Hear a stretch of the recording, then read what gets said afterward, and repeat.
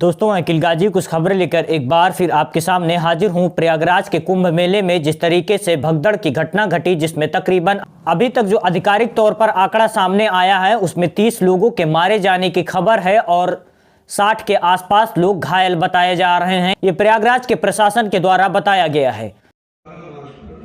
भारी भीड़ का दबाव बना और इस भीड़ के दबाव के कारण दूसरी ओर के बैरिकेड्स टूट गए और भीड़ के लोग बैरिकेड्स बांधकर दूसरी तरफ ब्रह्म मुहूर्त के स्नान का इंतजार कर रहे श्रद्धालुओं को कुचलना शुरू कर दिया। यद्यपि प्रशासन ने तत्काल राहत और बचाव कार्य करते हुए ग्रीन कॉरिडोर बनाया और एम्बुलेंस के माध्यम से लगभग 90 घायलों को अस्पताल तक पहुंचाया, परंतु इसमें से दुर्भाग्यपूर्ण तरीके से 30। वहीं इस घटना में मृतकों के परिवारों को 25-25 लाख रुपए देने का ऐलान राज्य सरकार की तरफ से किया गया है और 3 सदस्यीय न्यायिक जांच आयोग का गठन किया गया है। वहीं इस घटना के बाद उत्तर प्रदेश सरकार में मंत्री संजय निषाद की तरफ से इस घटना पर एक बयान दिया गया है, जिसको लेकर लोगों की तरफ से काफी गुस्सा जाहिर किया जा रहा है। मंत्री जी का बयान है कि छोटी मोटी घटनाएं होती रहती हैं। सोचिए जरा, 30 लोगों की मौत हुई है और मंत्री जी को छोटी मोटी घटनाएं लग रही हैं। सोचिए जरा उन परिवारों पर क्या बीत रही होगी जिन्होंने अपने परिवार के सदस्य को खोया है और मंत्री जी कह रहे हैं कि छोटी मोटी घटनाएं होती रहती हैं। आपको बता दें कि इस देश में गरीब लोगों की कोई इज्जत नहीं है। किस तरीके से 30 लोगों के मारे जाने की खबर है, इतनी बड़ी घटना हुई, लेकिन मंत्री जी का बयान है कि छोटी मोटी घटनाएं होती रहती। वहीं मंत्री जी के इस बयान के बाद सोशल मीडिया पर मंत्री जी का काफी विरोध किया जा रहा है। वहीं चलते हैं अगली खबर की तरफ। वक्फ संशोधन बिल को लेकर असदुद्दीन ओवैसी की तरफ से एक बड़ा बयान दिया गया है। उन्होंने कहा है कि वक्फ संशोधन बिल के खिलाफ लड़ाई जारी रहेगी, जरूरत पड़ी तो वक्फ बिल के विरोध में आंदोलन होगा। ये एमआईएम के राष्ट्रीय अध्यक्ष असदुद्दीन ओवैसी की तरफ से वक्फ संशोधन बिल को लेकर एक बड़ा बयान दिया गया है। उनका कहना है कि वक्फ संशोधन बिल हित में नहीं है, उल्टा वक्फ बोर्ड को बर्बाद कर देगा।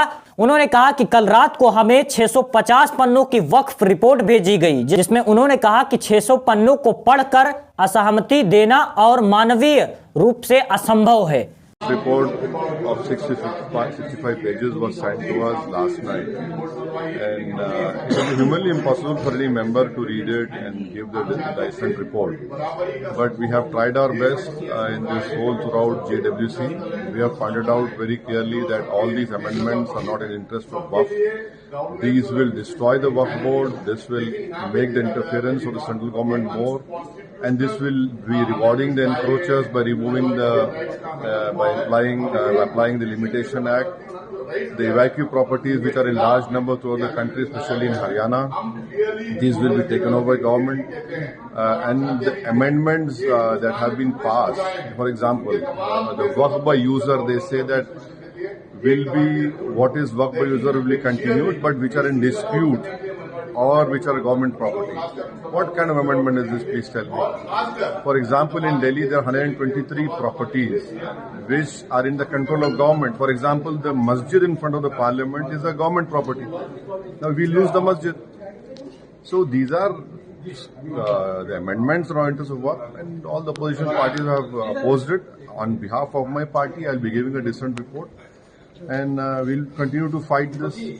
We'll go to the people, and if possible, we'll chalk out an agitation also. But this will not be acceptable to the masses and especially the Muslim community. They have rejected this Waqf amendment. फिलहाल इन खबरों पर आप क्या सोचते हैं, हमें comment section में जरूर बताइए। मिलते हैं फिर से कुछ खास खबरों के साथ, तब तक कि आप अपना ख्याल रखिए और हमारे चैनल को सब्सक्राइब कीजिए।